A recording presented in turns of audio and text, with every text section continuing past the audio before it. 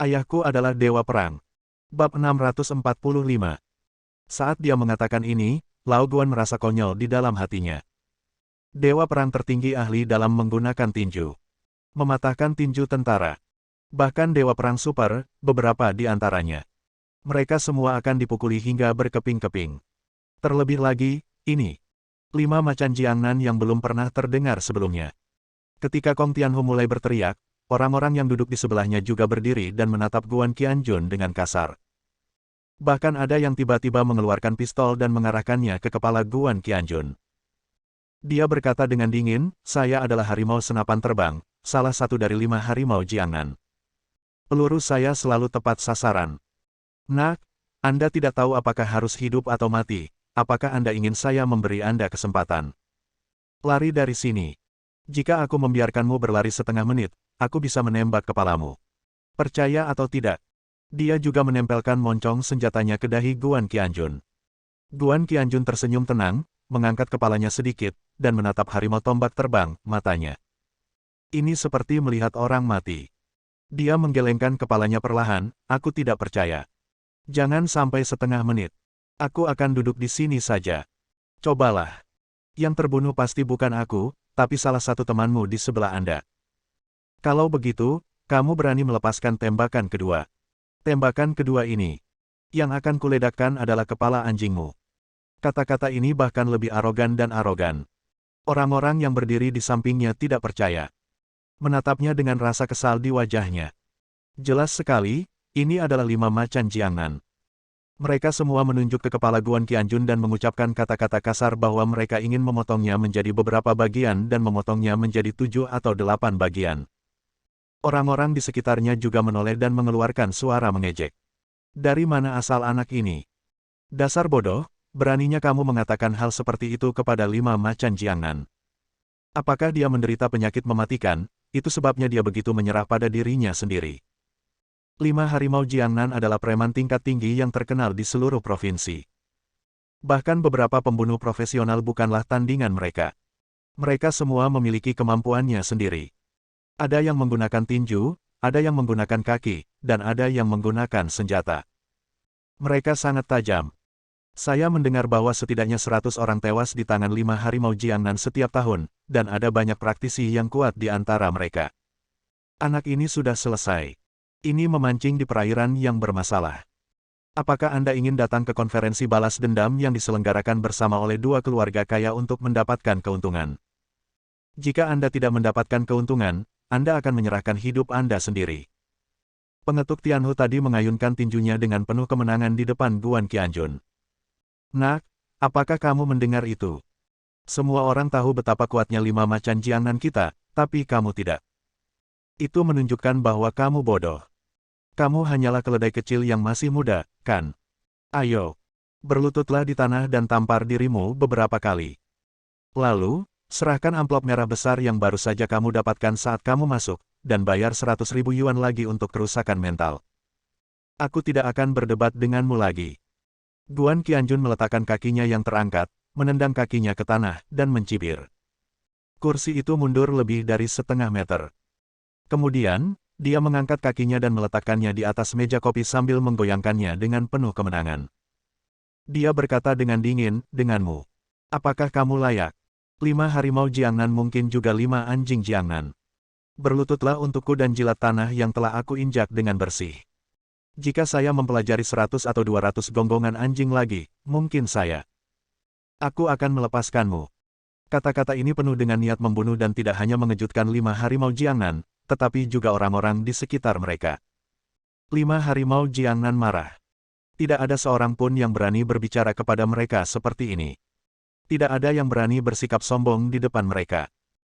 Pria bernama Flying Gun Tiger mengangkat moncong senjatanya lagi, mengarahkannya ke jantung Guan Qianjun, dan tersenyum dingin, "Saya akan menembak sekarang untuk melihat apakah Anda masih memiliki kehidupan sebelum Anda mengucapkan kata-kata sombong seperti itu." Lalu, tiba waktunya untuk menarik pelatuknya. Mengetuk Tianhu melambaikan tangannya, "Lao Wu, jangan tembak dulu. Kamu tidak bisa bersikap begitu mudah pada anak ini dan memukulinya sampai mati seperti ini. Patahkan kakinya dulu dan pukul dia dengan 1 lutut." Aku hanya ingin melihat bagaimana dia jatuh ke tanah sambil memegang lututnya yang compang camping dan melolong keras. Mari kita lihat apakah dia berani berbicara dengan kita 5 macan Jiangnan seperti ini. Fei Qianghu tertawa, kakak kedua, apa yang kamu katakan sangat masuk akal, oke. Aku akan menghancurkan lututmu sekarang. Dia menggerakkan moncong pistolnya ke bawah, dan saat dia hendak menarik pelatuknya, seorang anggota staf tiba-tiba berlari mendekat. Dia menemani wajah tersenyum, Tuan Harimau, jangan membuat masalah untuk saat ini, oke. Bagaimanapun, ini adalah konferensi balas dendam yang diselenggarakan bersama oleh dua keluarga kaya. Tidak cocok untuk berkelahi karena kamu. Dan itu mempengaruhi tema pertemuannya, bukan? Saat dia berbicara, pria itu mengeluarkan beberapa amplop merah tebal dan menjejalkannya ke tangan 5 macan Jiangnan.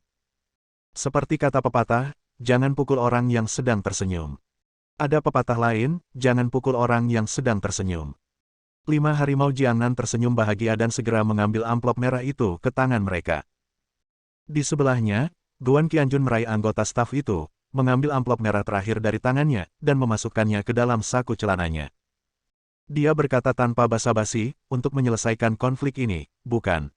Saya juga punya bagian. Setelah mengambil amplop merah ini, saya tidak akan peduli dengan 5 anjing Jiangnan untuk saat ini. Kata-kata ini membuat 5 harimau Jiangnan mengertakkan gigi lagi.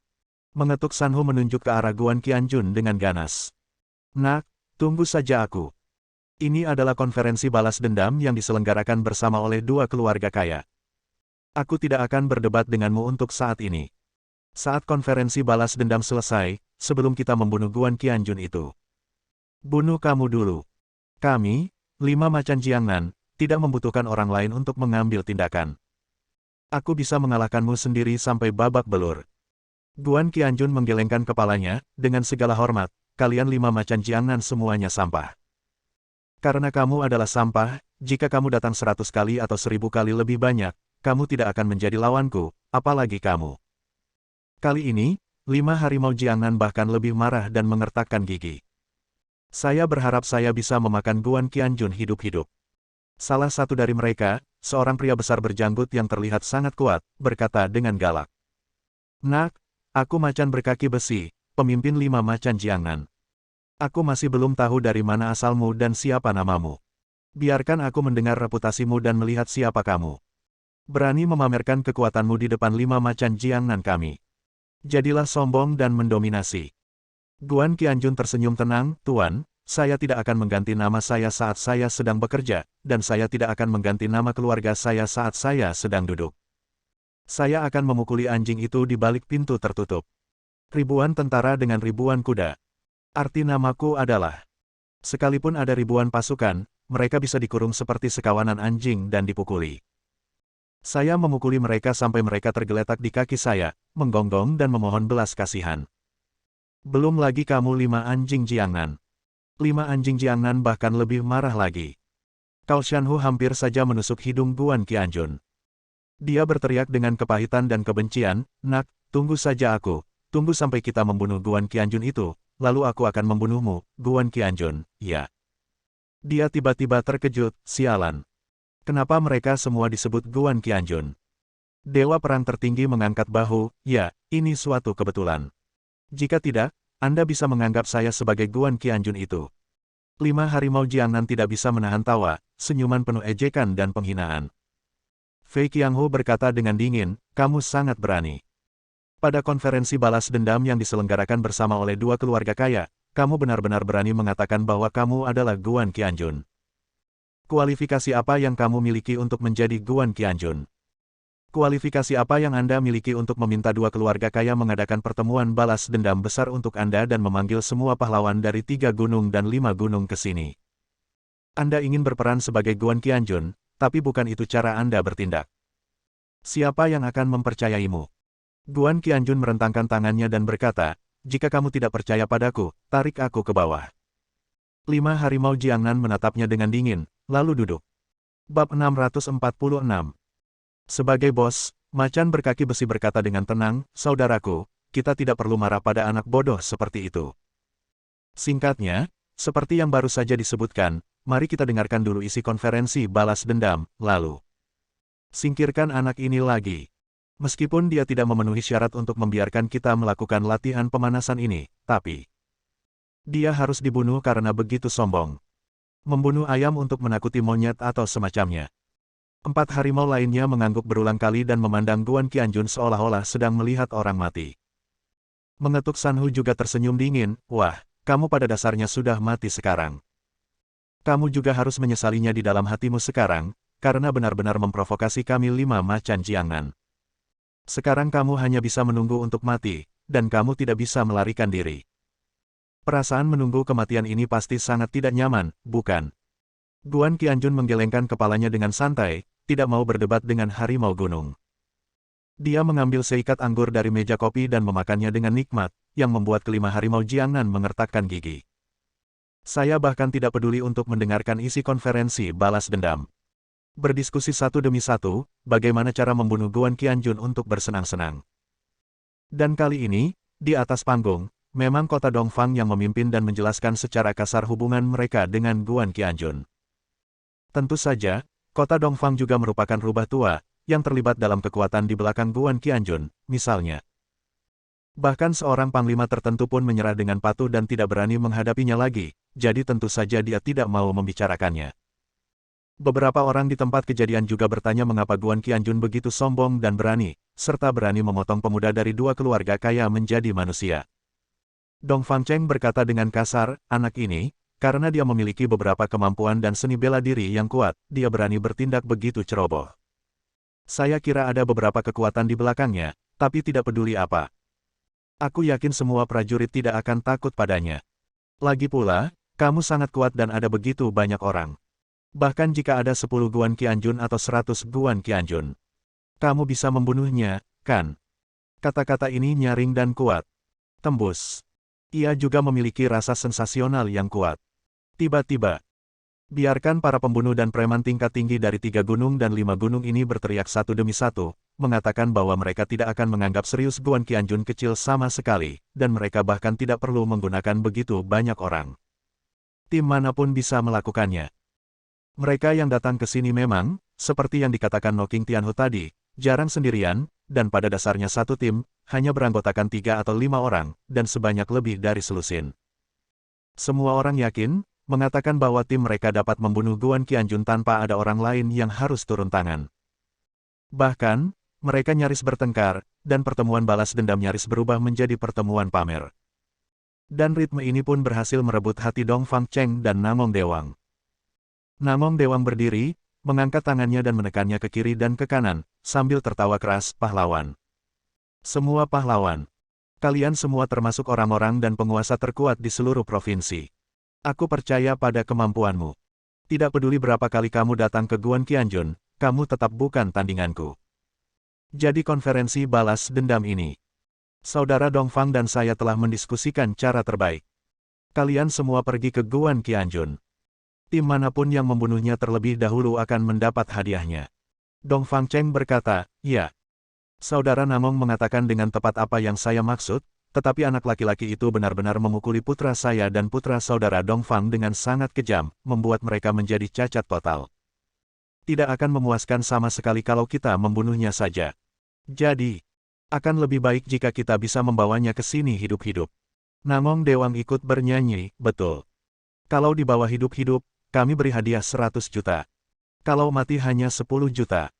Tentu saja meski hanya 10 juta, percayalah. Itu cukup membuat hati semua pahlawan berdebar, kan? Begitu dia selesai berbicara, setidaknya ada 5 atau 600 pahlawan di antara penonton yang berteriak, halo. Kerumunan sedang mengamuk. Saya berharap saya bisa menangani Guan Qianjun sekarang. Ada juga beberapa orang yang merasa bingung. Apakah Anda benar-benar menghabiskan 100 juta untuk menangani Guan Qianjun itu? Meski perlu untuk bertahan hidup, itu cukup untuk membunuh 10 juta. Harganya agak tinggi.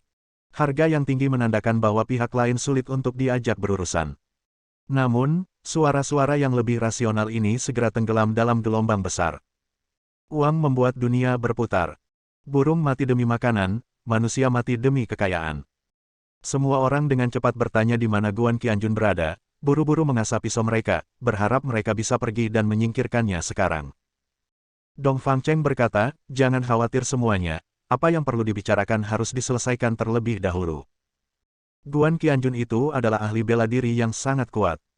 Memang cukup sulit untuk dihadapi, jadi selain hadiah ini, kedua keluarga kami juga memutuskan untuk kami dapat menyediakan senjata dan perlengkapan apapun yang Anda inginkan. Jika tidak, kami akan menyediakannya dalam bentuk barang sesuai kebutuhan Anda, atau kami akan menyediakan sejumlah dana. Biarkan kamu membelinya sendiri. Tapi premisnya adalah kamu harus benar-benar terkenal dan memiliki status nyata di dunia. Lewat sini, kedua keluarga kita bisa tenang, bukan? Namong Dewang kemudian berkata, jadi, para pahlawan semuanya, harap laporkan terlebih dahulu alamat rumah Anda dan biarkan staf kami mendaftar, jika Anda benar-benar orang yang berkuasa. Itu adalah organisasi preman tingkat tinggi yang kuat. Itu adalah organisasi pembunuh yang kuat. Pasti akan ada dana relevan yang disediakan. Semua orang bersorak, mengatakan bahwa Namong Dewang dan Dong Fangcheng sangat pintar. Dengan melakukan ini, mereka dapat mencegah orang dari kebingungan. Memancing di perairan yang bermasalah. 5 macan Jiangnan semuanya memandang Guan Qianjun di samping mereka. Mengetuk Sanhu berkata dengan dingin, saya akan memperkenalkan diri nanti. Jika Anda memiliki kemampuan, beri saya nama yang baru saja Anda sebutkan. Mungkin, seseorang akan menembak kepala Anda. 5 macan Jiangnan kita tidak perlu mengambil tindakan. Fei Qianghu berkata dengan sengaja, kakak kedua, maksudmu setelah semua orang tahu bahwa dia adalah Guan Qianjun, mereka akan merasa seperti telah menembus sepatu besi dan tidak menemukan tempat, dan tidak perlu usaha sama sekali. Kalau begitu bergegas dan bunuh dia satu persatu. Kalau begitu, kita masih harus mengambil tindakan dulu. Kebetulan Yue yang pertama sampai ke menara air. Kita langsung menangkapnya dan mendapat 100 juta. Hahaha. Mengetuk Sanhu menggelengkan kepalanya, bagaimana bisa begitu mudah? Guan Qianjun ini sekilas bisa diketahui palsu. Jika dia nyata, apakah dia berani datang ke pertemuan balas dendam ini? Bahkan jika kamu berani berpartisipasi, apakah kamu berani mengatakan bahwa dia adalah Guan Qianjun? Dia hanyalah seorang pria dengan kelainan otak. Itu sebabnya dia begitu bodoh. Maksudku, orang-orang akan memperlakukannya seperti hidangan pembuka. Mari kita hangatkan dia dengan memukulinya. Sebagai bos, harimau berkaki besi menggelengkan kepalanya dengan ekspresi jijik di wajahnya. Itu hanya benda kecil seperti kecoa. Tidak peduli siapa yang hadir, dia bisa diinjak sampai mati dengan satu tendangan. Dia bahkan tidak memenuhi syarat untuk melakukan latihan pemanasan untuk kita. 4 harimau lainnya bertepuk tangan dengan penuh semangat dan terus bersorak. Dan kemudian, seluruh tempat itu terasa seperti konferensi kencan buta. Dalam konferensi kencan buta ini, bukankah Anda harus menyebutkan nama keluarga Anda, pekerjaan apa yang Anda lakukan, dan berapa banyak uang yang Anda hasilkan setiap bulan? Apakah Anda punya rumah atau mobil? Saat ini, semua lelaki besar dari 3 gunung dan 5 gunung serupa. Kami. Ada 7 preman senior dari Sekte Jingsha. Masing-masing dari mereka telah mengalami ratusan pertempuran, dan masing-masing dari mereka memiliki setidaknya 30 nyawa di tangannya. Tahun lalu, Kabupaten Xianhe terlibat dalam pembangunan, dan kami menemui paku menggigit rumah tangga di sebuah desa. Kamilah yang datang berkunjung, bunuh lebih dari separuh seluruh desa dan selesaikan ini. Sekte Jing benar-benar bukan apa-apa, kami. Semua orang di sini pasti pernah mendengar tentang pembunuh Yama Luodian. Mereka termasuk 10 besar di provinsi dan 20 teratas di negara ini. Kami juga sering menerima pesanan dari luar negeri, dan kami berkumpul dalam kelompok ayo keluar dan bunuh orang. Kamu, Istana Raja Neraka, dan kami, Istana Raja Surgawi, melakukan bisnis besar. Kami bahkan tidak repot-repot menerima pesanan tidak lebih dari 10 juta. Meski tidak banyak orang, hanya 13, masing-masing berlumuran darah. Seni membunuh keluar. Meskipun kita hanya berempat di sini, semua orang sangat mesum, jadi orang-orang di dunia menyebutnya Ola Pervert. Kita tidak hanya membunuh orang, tapi kita juga tahu cara membunuh orang untuk membuat lawan kita lebih menderita. Kita semua sangat pandai mengupas kulit manusia dan mengambil tulang manusia. Ya, saya jamin pihak lain akan berteriak kesakitan setidaknya selama 7 hari 7 malam, dan akan mati setelah menderita semua siksaan di dunia. Dan keluarga Dongfang, kamu, musuh, 90% ada di tangan kami, dan kami juga bisa menyiksa anak ini untukmu. Masing-masing dari mereka mengumumkan status keluarga mereka, membuat pertemuan balas dendam berubah menjadi pertemuan para pahlawan. Anda dan saya tidak menaati satu sama lain, dan kami hampir berhenti bekerja. Di atas panggung, kedua keluarga kaya itu tampak cukup bangga dan mengangguk serta bertepuk tangan. Namong Dewang dan kota Dongfang sangat tertarik dengan aula yang disebut Abnormal Hall. Biar ku beritahu padamu, saudara Dongfang, aku sangat menyukai tim pembunuh itu. Pada akhirnya, meskipun bukan Guan Qianjun yang mereka tangkap, aku merasa selama mereka memiliki kemampuan untuk menyiksa orang. Sebaiknya kita menyerahkan Guan Qianjun kepada mereka dan melihat bagaimana cara menyiksa anak ini untuk menghilangkan kebencian di hati kita. Kata Namong Dewang kasar, perkataannya penuh kekerasan. Dongfang Cheng mengangguk dengan berat, itulah yang saya maksud juga. Misalnya, biarkan mereka menemukan gergaji besi dan memotong kaki Guan Qianjun sedikit demi sedikit. Atau, temukan paku baja besar. Pukul sedikit demi sedikit dari telapak kakinya. Keduanya berbicara dengan sangat gembira, sambil tetap membuka telinga dan terus mendengarkan berbagai pahlawan di antara penonton melaporkan keluarga mereka. Saya mendengar tentang 5 harimau Jiangnan. Mendengarnya. Tiba-tiba, Namong Dewang gemetar. Kota Dongfang juga terkejut. Dia segera mengangkat lehernya dan melihat ke sana. Di sana, terdengar suara yang jelas dan kuat, saya, Guan Qianjun. Hanya 4 kata ini dan tidak ada yang lain. Tapi nama ini penuh bobot.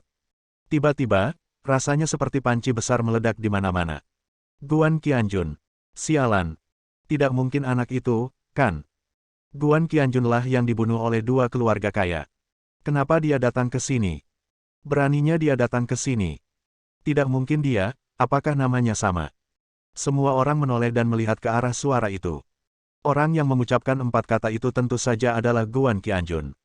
Sambil mengunyah apel, dia memandang semua orang sambil tersenyum, dan bahkan berkata, senang bertemu denganmu. Senang bertemu denganmu.